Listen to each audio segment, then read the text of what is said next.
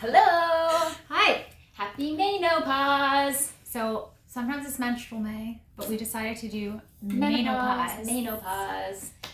We're going to talk today 5 minutes about things that you should be watching for that you might need a pelvic floor physiotherapist when you are entering into premenopause and menopause. So anyone 40 and over, or if you're just interested, this video is for you. So Eryn, what are some of the symptoms that we start to see in the 40s and 50s? I would say the thing that I see the most is that people were kind of cruising along, weren't really having any pelvic floor symptoms, which we can name in a second, and then all of a sudden, they're like, whoa, I'm having a whole bunch of symptoms at the same time. Yep. So one that I tend to see pretty frequently is that people will report changes in their bladder. So that could be increased urge and frequency, but it could also be changes in incontinence. So leaking, obviously, is one of the bigger complaints. Yep. And do you know what I find? I find it was like, it was there all along. It was like, well, I would only leak when I sneezed with a bladder full 3 times in a row. Yeah.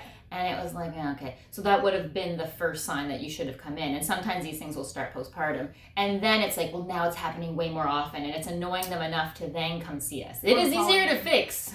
Volume has increased. Volume has increased, yeah. Or they're starting to interfere with their exercising, I'm finding. I'll see a lot of runners at this time of year as well. Yeah. So that's a big one, I guess, leaks. The other one that we start to see is some discomfort with intercourse. So you can experience vaginal dryness as your hormone levels shift and change, and that is considered somewhat normal, but it's there's so much that can be done as far as optimizing tissue and muscle health to prevent that pain from happening. Mm-hmm. So I know you speak a lot about using kind of vaginal moisturizers and whatnot. Yeah. So let's talk about the difference between those, because that is, I find people struggle to know the difference between the vulva, so like the outer skin and tissue. You're gonna go to school with Eryn right now. Hold on, just time out for a second. We need to get a vulva.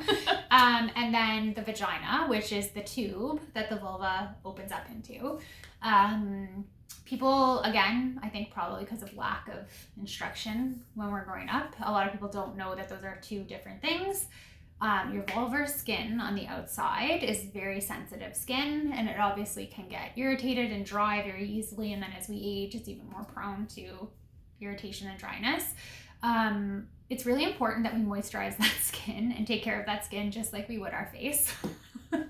Eryn, do you use a facial moisturizer down there? No, I don't tend to.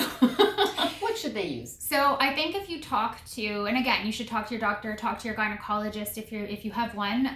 A lot of people, if they're sensitive to things, I've heard gynecology recommend olive oil or coconut oil, although some people can be sensitive to coconut oil, particularly. And it's not safe as a lubricant if you're using condoms. That's a really good point. Yeah, because it can break down the condom.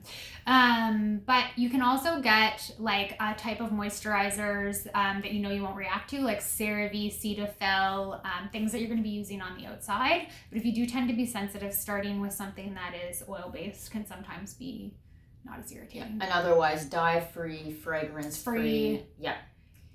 So that's kind of external vulvar moisturizer if you need something. And soap. Like you really don't need, soap can be very drying. So if you're already dry. Even Dove, it's still soap, right? And so there's a really great book actually that's written by a Canadian dermatologist called Beyond Soap. I highly recommend it as a read.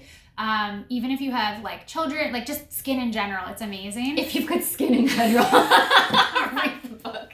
Like everybody, pretty much, I think. That is a really good read. And she talks a lot about like soap and how it can be really drying. So using something that actually is not soap based when you're cleansing, but to be honest with you, you don't need anything. Just water, your fingers, or a washcloth, gently cleaning is enough because the vulva and the vagina are self-cleansing.